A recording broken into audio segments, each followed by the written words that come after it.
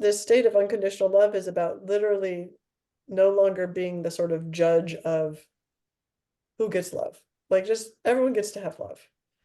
And then the line becomes, what do I want to fill my life with? Who do I want my friends to be? Who do I want to have in my physical presence? And then that becomes easy because when you need to separate from someone who is like a deal breaker, like they're no longer someone that you can spend your time with because it doesn't feel like you can love yourself when you're with them, then Mm. you can literally honestly say, like, I feel unconditional love for you exactly as you are. And I never want to see you again. And I'm going to make it so that we're not ever going to see each other again. I mean, so you can make a very crisp line while unconditionally loving someone.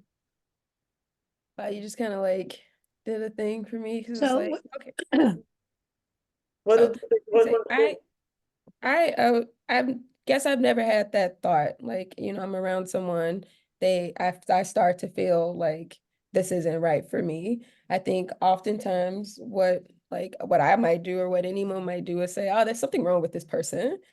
But I like now this idea that being around you makes it hard for me to love myself in a way, because what's Mhm. really happening when I'm around that person that I'm feeling weird about is I'm kind of judging myself for being in the situation. And so is it really them, or is it the way that I'm making myself feel when I'm with them? And I really like that because I feel that makes me feel more in control in a way. So yeah. So, I mean, I agree that everyone is doing the best they can at that moment, but people change. Uh, you know, someone is behaving one way 1 month and something happens and the best they can is either goes in this direction or that direction. I'm not going to say which is the better direction, right? right?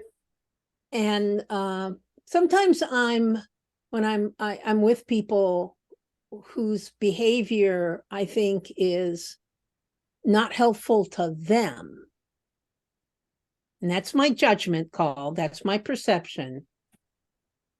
This person shouldn't be drinking so much. I never say it.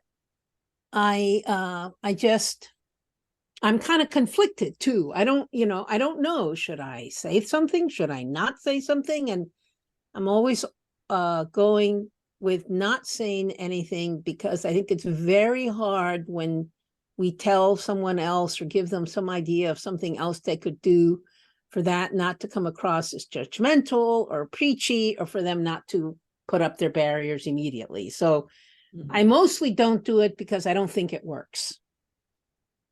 But what about a query-based process where if you're in a, see, this isn't about giving advice either. It's about deciding who you want to have in your space. And then if that changes, that changes. But a query-based process I really like. So this is the Quaker query. Polly until used to talk about this. Like the Quakers do this thing where, a friend might say, so how does drinking make you feel? Like, because the assumption that you know the answer, like maybe they're not drinking too much for them. So you don't want to make that assumption because that's like what you know. But but you can ask them as a friend, like, how does drinking make you feel? Or does it make you feel good to have an extra, gin every night or whatever it is? As long as you can do it from a state of unconditional love, I think that can be okay. If it comes from a state of judgment where it's like, well, how does that make you feel? I mean, people just pick up on all that. That's all that energy is real. Mhm. Mhm.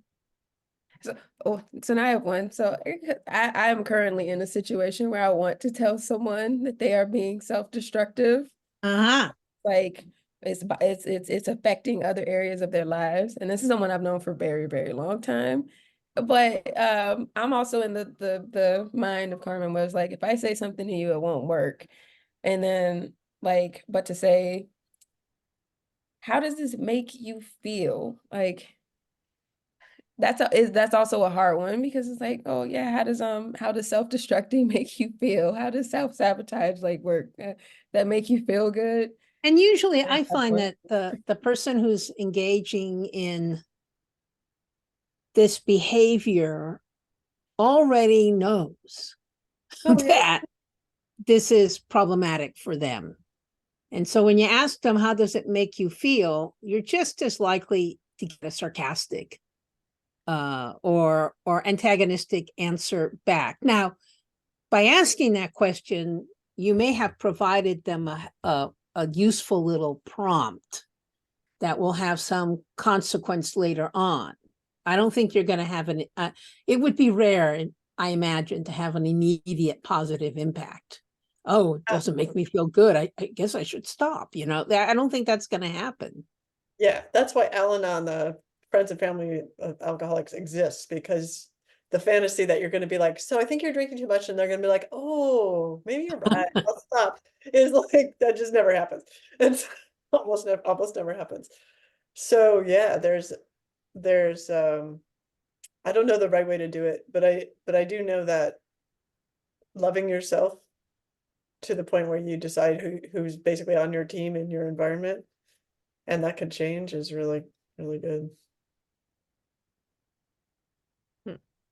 How do we also take that into, or is that an attitude that should be taken into those like large mammoth, like Yes, corporate yes. spaces?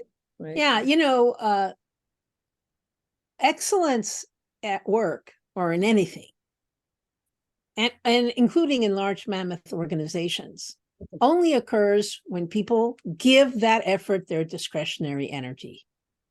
That energy that there's no contract that can get that energy out of me. There's nothing you can say that can get that energy out of me. It only comes from me when I want to give it. And Yeah. so, and people want to give their best when they're feeling good about their circumstance, right?